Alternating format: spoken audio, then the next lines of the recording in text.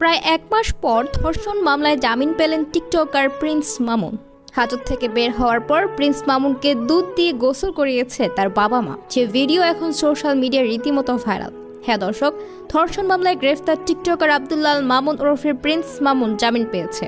ঢাকার মহানগর দায়রা জজ মোহাম্মদ আশামস জগলুল হোসেন সোমবার তার জামিন আবেদন মঞ্জুর করেন। ঢাকা মহানগর পুলিশের অপরাধ ও তথ্য বিভাগের সহকারী কমিশনার মোহাম্মদ তুরুল মোত্তাকিন এ তথ্য নিশ্চিত করেছে। আদালত সংশ্লিষ্ট সূত্রগুলো বলছে, আব্দুল্লাল মামলার পক্ষে জামিন শুনানি করেন তার আইনজীবীরা, অপরদিকে জামিনের বিরোধিতা করেন ভুক্তভোগীর আইনজীবীরা। উভয় পক্ষের শুনানি শুনে আদালত প্রিন্স মামুনের জামিন মঞ্জুর করে। গত 10 জুন কুমিল্লা থেকে মামুনকে গ্রেফতার করে ক্যান্টনমেন্ট থানা পুলিশ, পরদিন তাকে কারাগারে পাঠানো হয়।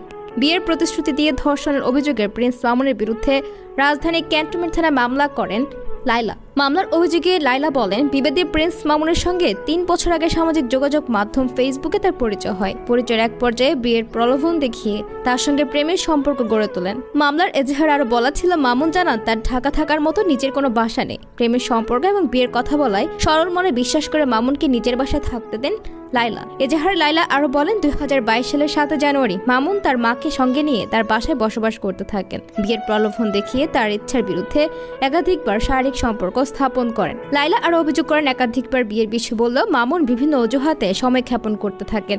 সর্বশেষ গত 14 মার্চ মামুন তাকে বিয়ে করবেন এমন প্রতিশ্রুতি দিয়ে আবার ধর্ষণ করেন। পরে তিনি বিয়ের কথা বললে মামুন ক্ষিপ্ত হয়ে ওঠে এবং অশ্লীল ভাষায় গালিগালাজ করে। মামুনের মা বাবার সঙ্গে যোগাযোগ করলে তারাও ওনাকে গালিগালাজ করে। তাই গত 10 জুন রাত 9টার দিকে কুমিল্লা থেকে প্রিন্স মামুনকে গ্রেফতার করে পুলিশ। 11 জুন রিমান্ড ও জামিনের আবেদন নামঞ্জুর করে মামুনকে কারাগারে পাঠানোর আদেশ দেন সিএমএম আদালত।